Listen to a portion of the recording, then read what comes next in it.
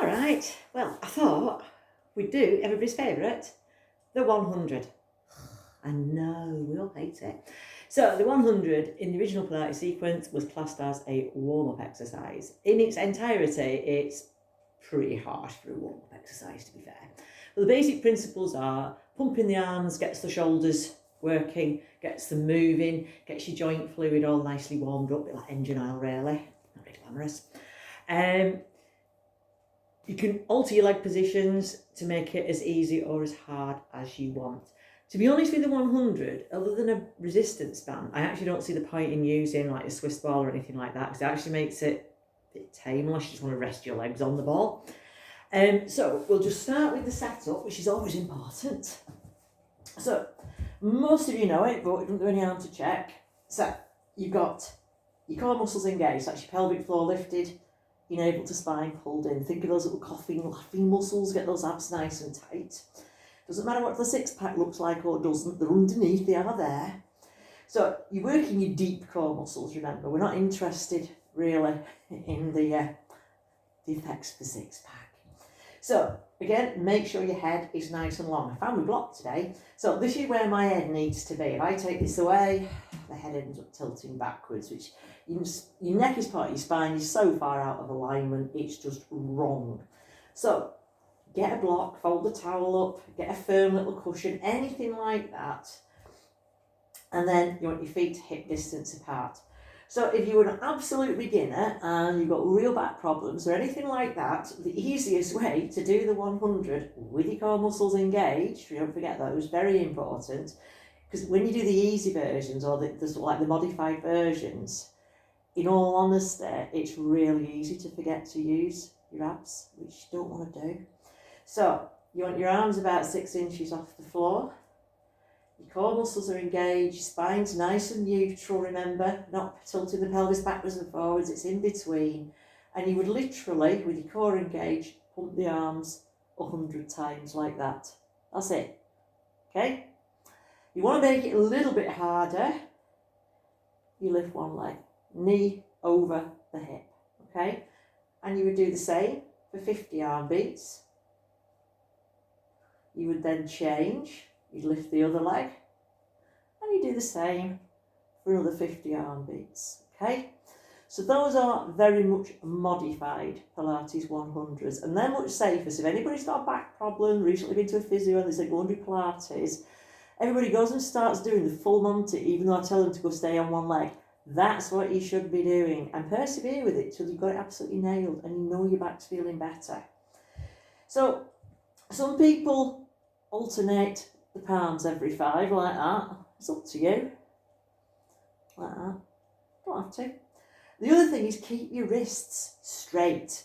See a lot of this going on. What's all that about, okay? The wrists are straight and firm. The fingers are stretched away from you and your shoulders are away from your ears, okay? So that's a lot of arm beats there, haven't I? So, next level, okay, is in your tabletop position. For now, I'm keeping my upper body on the floor just so you can see all the different leg positions first. So that is your tabletop position. Remember, it's not that, it's that. 2 right angles, hip, knee. And you would do the same, beat the arms. Now, a lot of people go straight on into the full Monty, which is, again, I'm keeping the upper body down for now. The legs are straight, okay? Now, if I swizzle round slightly, that is, well, you can't see it yet, Pilates stance. So if you just got your legs straight, they kind of look like that. If I rotate the front of the hip outwards, it connects the inner thighs, tightens a few of the deeper pelvic muscles, and that is your correct stance if you're having your legs straight, okay? So you just literally rotate the front of the hip out ever slightly. It's not a big movement. What you don't do is turn your feet out in the hope that your hips will turn out. It comes from the hip. So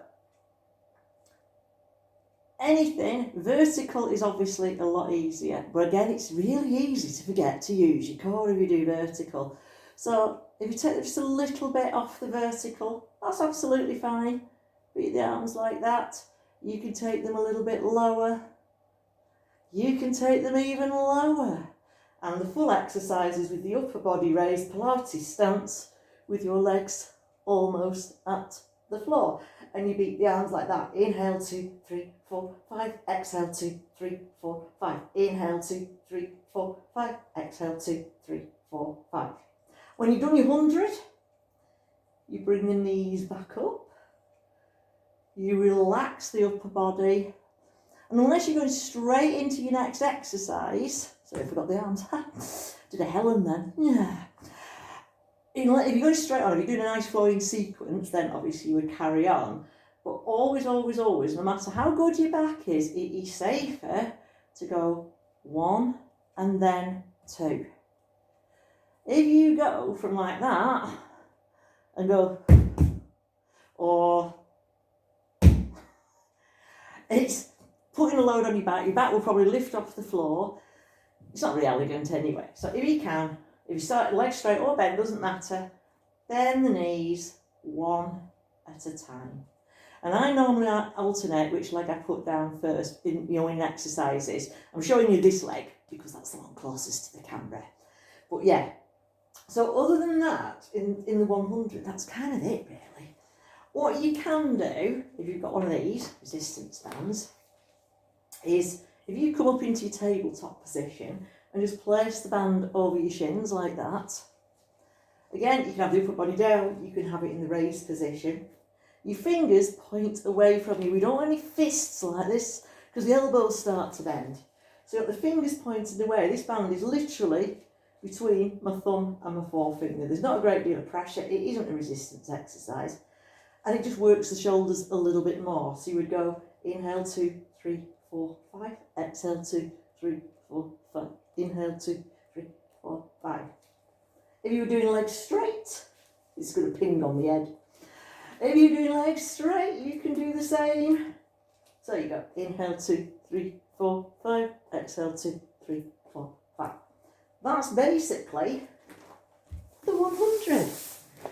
So I want you to learn to love the 100.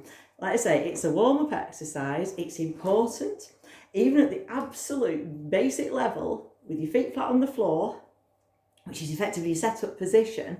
You're pumping the arms, so you're priming your body for a little bit of work. You're engaging your core, you're still making a start. So don't always feel, especially if you're not feeling it, or your back's really sore, you've overdone the garden and anything like that, there is no need to go into the full level. You don't get any prizes for it. It doesn't actually impress people. So do what is best for your back. Because so many people come to Pilates and they tell me they've got a bad back, and I tell them what not to do and what to do. And you watch them every exercise doing the most advanced level that they're absolutely incapable of doing because they haven't done Pilates before, and you just despair. So always start with the easy ones first. Give them a try. You might surprise yourself that actually, I was doing this wrong. I'll start from basics and work my way up. So, oh look, I've only got one foot. Here's the other one. So that's the 100 today. We'll stick with that one today. I might give you another one tomorrow. So sit tight, guys. See you all on the other side. See you later. Bye.